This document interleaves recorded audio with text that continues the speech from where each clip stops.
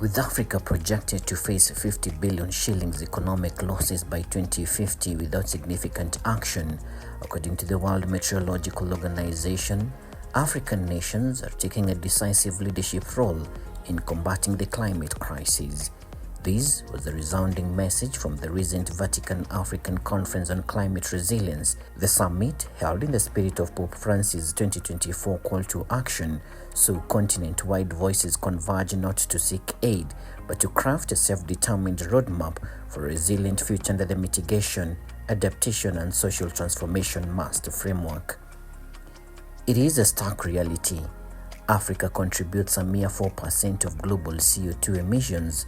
Yet, according to the IPCC's 2021 report, it disproportionately faces 50% of the world's climate-related disasters, with rising temperatures and extreme weather impacting a staggering 40 million people in the Horn of Africa in 2023 alone. The conference was a vital platform. It showcased tangible solutions, all firmly grounded in robust data and authentic community action. A prime example is Kenya's struggle with cooking fuel. A shocking 70% of households, that's over 8 million families, still rely on charcoal or firewood. This reliance isn't just local, it contributes significantly to global greenhouse gases, emitting roughly 80 to 120 million tons of CO2 equivalent annually, accounting for 2 to 3% of global emissions. These modern Jacobs energy-efficient cook stoves represent a silent revolution, capable of reducing fuel use by up to 50% and cutting emissions by 1.5 to 2 tons of CO2 per household yearly. Kenya's Clean Cooking Initiative, a beacon of progress, has already distributed 4.2 million stoves since 2016, leading to an impressive saving of 10 million tons of CO2 equivalent annually. That is equivalent to removing 2 million cars from the road. Yet, significant barriers persist. High upfront cost ranging from $20 to $50 per stove and limited access in rural areas still hinder 60% of target communities. Kenya's commitment to climate action extends to its ambitious forest restoration efforts. The nation's forest cover grew remarkably from 6% in 2000 to 8.7% in 2020, translating to 5.2 million hectares, thanks to dedicated initiatives like the renowned Green Belt movement.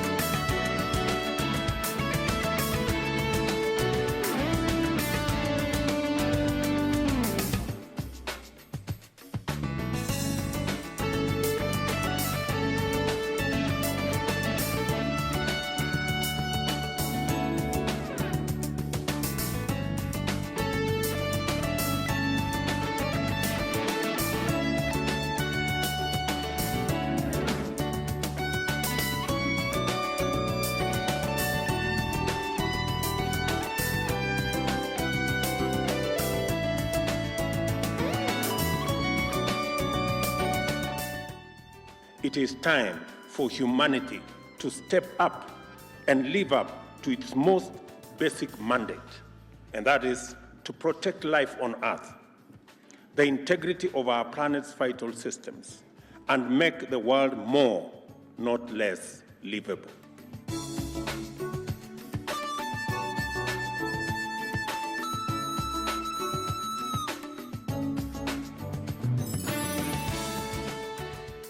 Kenya's ambitious goal is to restore 10.6 million hectares by 2030, which could sequester an incredible 50 million tons of CO2 annually.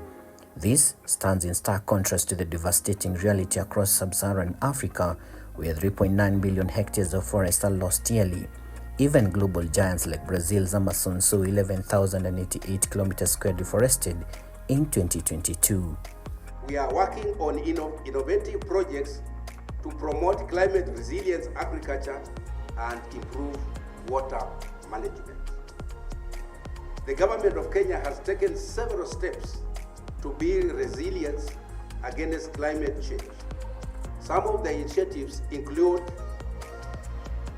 the formulation of the National Climate Change Action Plan. This was developed through extensive analysis and stakeholder consultation. This plan outlines Kenya's strategy for low carbon, climate resilient development. It also addresses adaptation, education, finance, policy, and legislation. Beyond forestry, Kenya's energy transformation is truly remarkable. Its energy grade is 92% renewable, significantly outpacing Africa's 20% average. The groundbreaking 2024 green hydrogen strategy targets a colossal 100 gigawatts grid capacity by 2040, potentially powering 20 million homes. Yet the global financial landscape for climate action remains skewed. Globally, only 10% of climate finance, a mere $30 billion of the $100 billion pledged at COP15, actually reaches adaptation efforts in Africa. That's why with these summits we emphasize the local government as key actors. Adaptation has to be local, mitigation is global. The financing for adaptation is far too low. Globally, only 10% or less. 90% goes to mitigation. Why is that so? Because the world is not fair. The heart of Africa's resilience lies in the communities. These localized efforts aren't just environmental. They support 1.2 million livelihoods and protect 30% of Kenya's crucial biodiversity hotspots. Able to convert, you need education. Education into what? Education into the fact that we are all ecological citizens. And our ecological citizenship is what promotes us to ecological change and the care of creation. So the word used in that encyclical is care. Before that, there were a lot of documents that used to talk about stewardship of creation. Stewardship and care are different. When you're a steward, you're a steward. You take care of something, can be with interest or without interest. But when you care, then it's a personal thing of your heart. And it is for the same reason that in the encyclical, the Pope refers to the earth as a garden. It is good that we're here in the forest, but when you talk about a garden, garden is a place of special care and attention.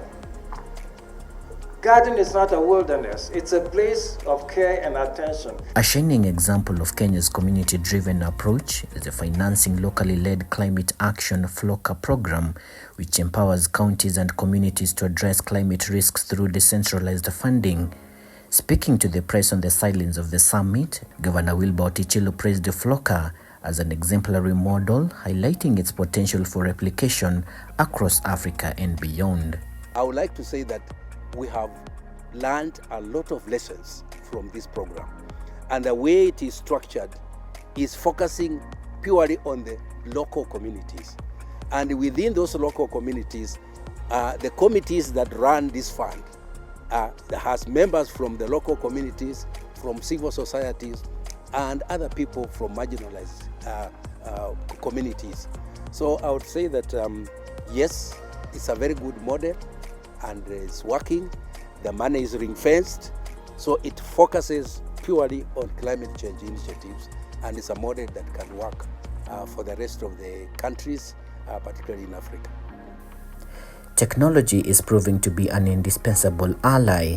Kenya's National Drought Management Authority (NDMA) now employs AI to predict drought with an impressive 85% accuracy, aiding 2 million people yearly. The ambitious Konza Technopoli aims to create 20,000 green jobs by 2030, while solar microgrids in Mali are successfully cutting biomass reliance by 30%. Let us use this opportunity to listen deeply, collaborate boldly, and leave no voice behind, especially the voice of the youngest among us, who will carry the legacy of what we begin here today. I want to end on one last note to the young people here today. While you're here, I encourage you to take a moment to visit the beautiful Karura Forest, a vibrant example of locally led restoration. My personal hero, Wangari Maathai, worked here to establish the sanctuary that many of us here in Nairobi enjoy every day. As Wangari once said, it is the little things citizens do that make the difference. My little thing is planting trees. Wangari started with small things, with small groups of women preparing seedlings to go out and plant trees. And if we look at her legacy, millions, if not billions, of trees have been planted because of her drive and dedication.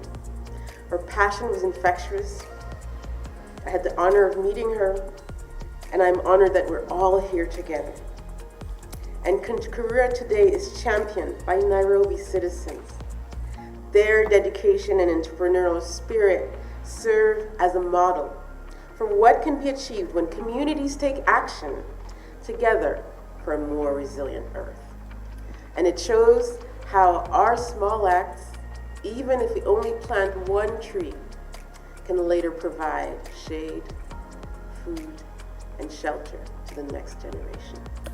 The Vatican African Conference on Climate Resilience has made it unequivocally clear data-driven solutions and empowered local leaderships are not just transforming, but defining Africa's urgent fight against climate change. From the vibrant city of Nairobi to the upcoming COP30 in Brazil, Africa is not whispering, it is roaring for action, for justice, for the future.